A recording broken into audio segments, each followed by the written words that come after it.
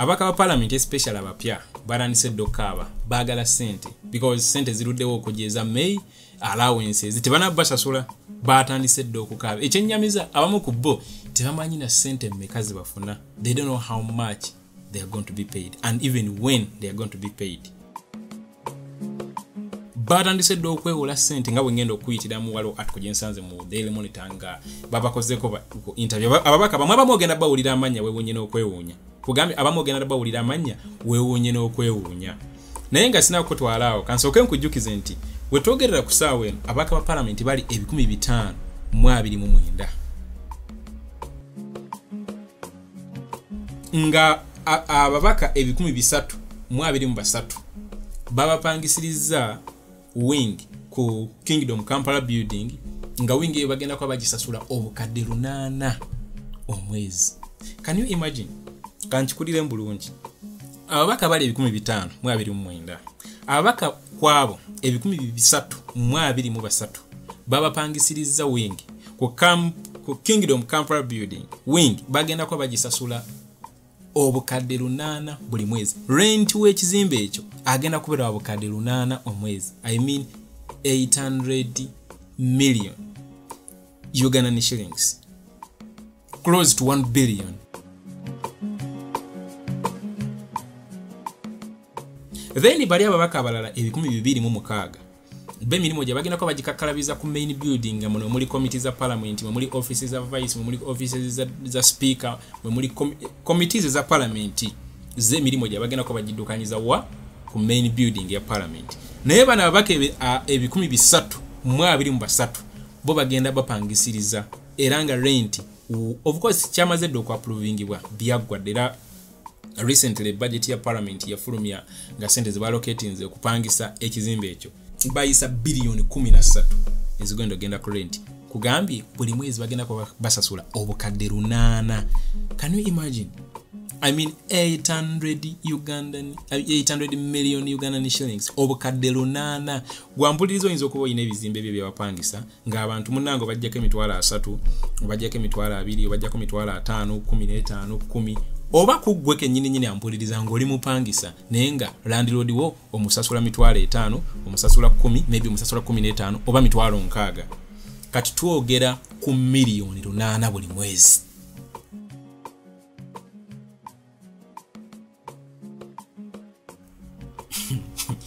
Kirabikange kitali kituufu bakirabikange ebya comedy ne man bintu bituufu bwe kiri ku ssaawa eno bapangisiza ekizimbe nga buli mwezi bagenda kusasula obukadde 8. Kyewuunyisa naye nga ate kyekituufu gomanyi 800 million kuba that is close to a million because I mean a billion because a billion has 1000 millions.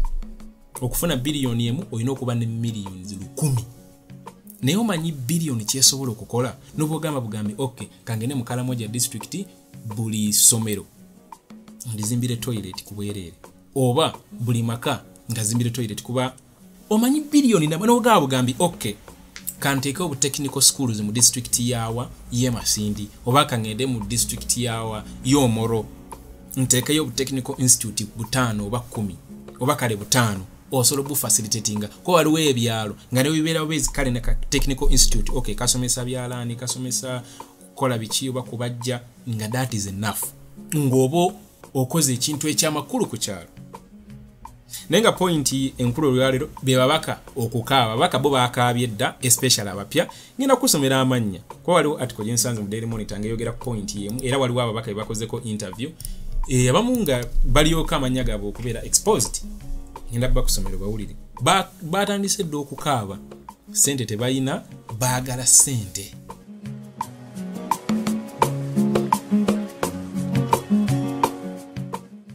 Kansoke okusomera into yongereyo article egamba nti a number of MPs especially the new ones have cried out to parliament to rescue them following delay in payment of their May salaries and allowances.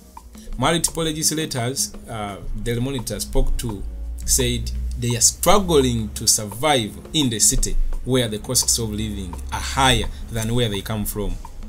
A source at Parliament who preferred anonymity said all legislators were supposed to be paid May allowances and salaries, but there have been delays in releasing funds by both Parliament and Finance Ministry. Let me first pause a bit and actually nkutegeeze allowance chi abasajja wanazwafuna. Kati nno njagala nkubulire buli member wa Parliament, all the legislators are entitled to basic salary, mileage allowances, a motor vehicle allowance, overseas travel allowances, accommodation and other amenities. Others include allowances and any other allowance that may be offered to them by the Parliament depending on the tasks performed. I said they are given basic salary, mileage allowances, motor vehicle allowances, overseas travel allowances, accommodation allowances, and very many others, including allowances that may be given to them depending on the tasks they perform. That is the type of allowance and basic salary these guys are complaining about that has delayed. So the article of course continues to say they were first supposed to get allowances, then the salary would follow later. A first-time legislator from Jinja who spoke on the condition of being anonymous said he is failing to secure accommodation in Kampala and has to commute from his upcountry home. I have my old car, but I have spent a lot of fuel. I spend more than 100,000 every day, and this is draining the little resources I had saved. I hope they pay us soon, the MP said. Mr. Ronald Afidira Olema, the Lower Madi County MP from Okoro district, said the situation is getting tougher every day. I know for many of us, the first timers, the situation is very difficult, but it also depends on the individuals and how they have planned their resources, he said.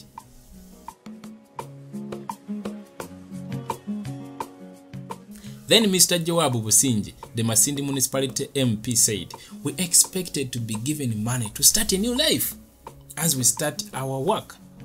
We have to travel all the time, and yet some of us have no homes in Kampala. They always require us to take COVID-19 tests, and this is becoming too expensive, he said. Mr. Businji also said while initially they had resisted the temptations from the moneylenders, it has become difficult for MPs to ignore them, and many have already fallen prey to them. They have given MPs money at a very high interest rate because they know we have no option. Many of us first-timers do not know how much we are earning. Imagine taking a loan without knowing how much you will be paid. This is terrible, he said.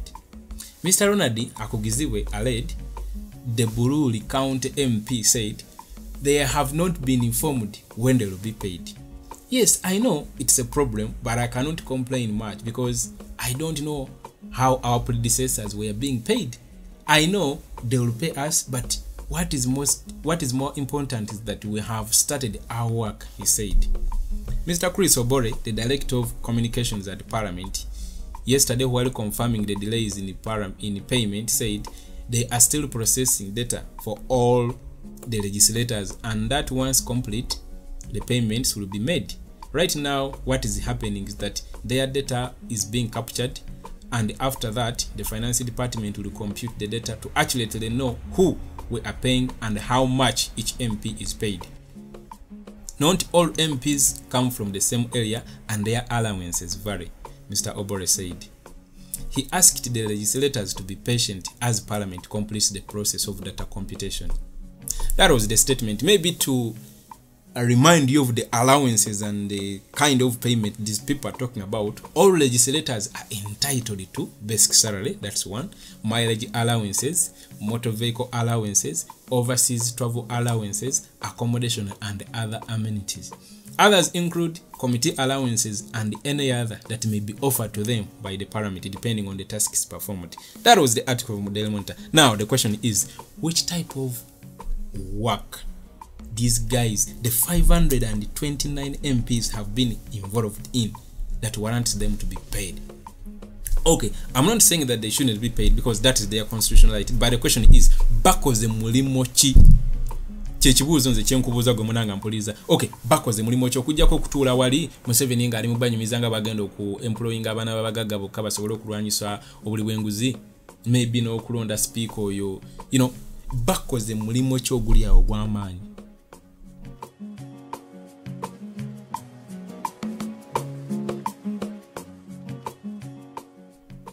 point eri nti too much money is wasted on administration. Too much money is wasted on administration. Era point eri nti abasajja bali just kunyonyota gwanga gwembulira ababaka 529 sente ogenda zijjawa. Era banange mwetegekere emisolo gijjera gichaboilinga bwegiti gichaboilinga kwa bana basajja balina obasasula nenga the point is tebayina mulimo na gumu gwe bakola. Parliament is as useless as nothing.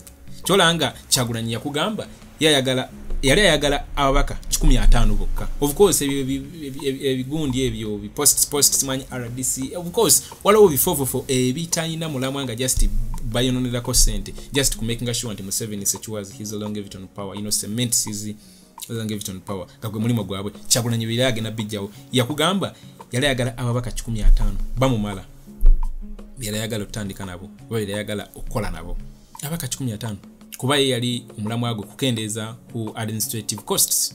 Atenge yo point nkulu nnyo, sente nyingi kugambye bana abaka bali 1529 tebajja mu kizimbe kine kya parliament waliwo kizimbe ekipya kiri mu kuzimbibwa bakibalirira billion 2.6 je kigenda okumalawo its construction cost and all that kind of thing.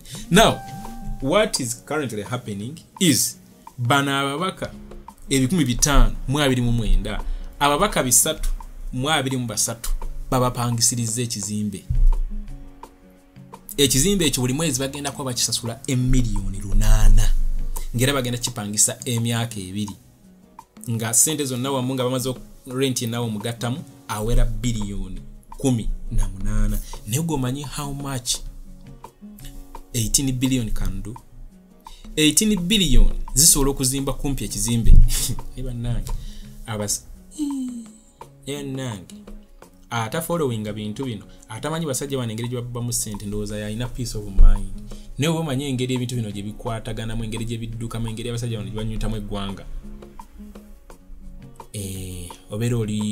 obeera stressed all the time kubogana otunna abasajja nga batumanyira bumanyizi, abasajja bali mu tubba bubbi, abasajja bali mu tubba misana nga buli omu alaba. Kugambye bino ebizimbe byabwe 800 million tezigenda waagundi no zidda mu bo bennyini kwa be balina sente beba printinga sente beba collectinga obusolo beba kola buli kimu era ebazimba za keda ezo ebazimba zimolo so sente era zidda mu bo beba tekawo omusala nti no kizimbe parliament ejasasula sente bweziti tugenda kwewa sente bweziti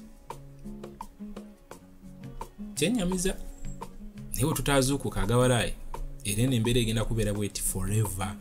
Tebigenda kukyuka bigenda kubeerawo ebiti always and forever paka otuvaamu akatengo kituzuukuka ne tukole kitagisa okukolebwa. Mbeera egenda kubeera bweti forever. Naye nze nkubuuza bano ba parliamentarians batandise okukaaba bayinza kukolera ki tewali nakamu ke basobola kukolera. Museveni agenda basabikaawo ekibaasa nga kirimu miliyoni 3 miliyoni 2 miliyoni 23 ye bano bana batandise okukaaba mwezi gumu n'omuwa just miliyoni 10 ayise ebiteekateeka bitakwatagana. Kyolanga Museveni yayagala numbers mu parliament bano bennyini babeera yeetaaga abatamanyi kigenda mu maaso naye nga ate munange mu parliament omulimu abantu abali credible, abantu abali understanding, abantu abali land, abantu amanyi kye bakola. Abasajja nga ba Pamwanga Kivumbi, abasajja nga ba Medard Segona, abasajja nga ba Mathias Mpuga, abasajja bayitirivu bukosi mwebali nga bategeera ekyokukola. Kyagulanyi yali ayagala kabaka 15 bokka. Of course ekyo kyali kijja kujja mu ttamu ey'okubiri yakuba kati kino ekisanja yali akiyingira ne bano bonna then amendments nezikolebwa during that term nesooka kiraba ninga point eriki man twebereremu yenengera asajja gye bali amu sente ffe tujja bibagamba yengera asajja gye babba mu sente yengera abasajja gye bayonoona mu sente mu ngeri y'ekisiro. Nkubuuziza ba MP bakoze mulimu ki agawali naawe ogunoonya nga togulaba naye bazaagala. Of course sigamba nti tebabasasula, that's their constitutional right, yengeri gye babagamu mateeka kyolanga birina okukyusibwa. ababaka 1529 okimanyi no parliament is useless oba kyogere ntya simanyi nakumanya. Of course mu leadership ya Museveni is useless completely. Yagambye ejja agenda ku employinga baana babagagga mwana w'omunaku wakufa.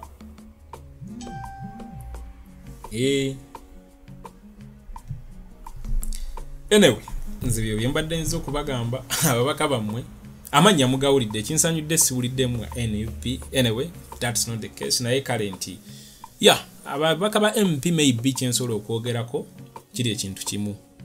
Nze I thought at first that they would do what we call a protest swearing in. Nze nalowooza nti bagenda kukola kye bayita protest swearing in. Bajje bonna nga bataddeko the same kind of attire n'engeri na message esindika eri eggwanga n'ensi yonna. Because a swearing in ceremony is ceremony capturing amawulire all over. Naye ebikolera bibajje bakola nabyo bipromisinga. Of course nze saakiraba nali manyi bagenda okukola bwe bali baswearing in. Nali manyi maybe bagenda kujjanga bayambadde let me say t-shirts eziriko prison political prisoners ababayirawo omubiri okutuuka ku position zezo ze baliko. I thought they would do a protest swearing in. Ekyo kye nali nsuubira naye saakiraba, and that's okay. Kuba later on ne bakola ekintu of course kiri outstanding okubeera ne placards ezo nga bawandiiseko free all political prisoners. Joe Museveni yadde ayogerako n'abantu, yadde ayogera ne figures nga tezikwatagana. Message yasindikiddwa bulungi nnyo. Era nze ngamba ababaka ba NUP man tugende maaso nga twongera maaso n'ebikolwa ebyo kuba tewali na kimu kye mugenda kukola mu parliament. Parliament is all about numbers. It's all about numbers. Museveni be bano bayagala bana batandise dokkaaba abatamanyi kigenda mu maaso, abatamanyi na musala gwe bafuna bayagala abo amusabika busabisi kisente ebiteekateeka eby'ekiso ne bikola ki ne biyita. So tukozese parliament eno nga our presence, let it be a protest presence, because tewali kyamanyi kye tugenda kukyusa okujjako okudemandinga ebyo tusobola okudemandinga nga tukozesa ebifo ebyo bye tuyina.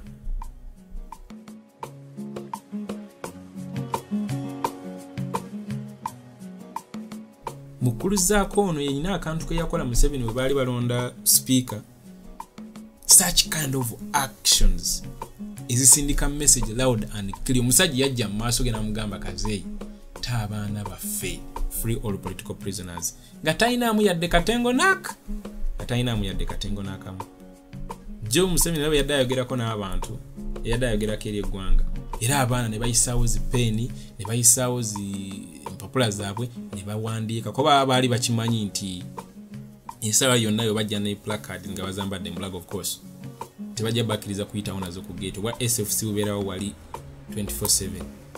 Naye ne bagenda ne peni zaabwe n'empapula zaabwe batuuka wali ne bawandiikako free all political prisoners. Tugende maaso nga mukozesa ebifo ebyo okudemandinga ekiina okuba ekituufu kikolebwe. Otherwise when it comes to changing things in the parliament is all about numbers. Tewali na kimu kisobola kukolebwa. Ne bana abaka bano tamanyi na musala gwafuna, tamanyi na ddi wagufuna, tamanyi kigenda mu maaso.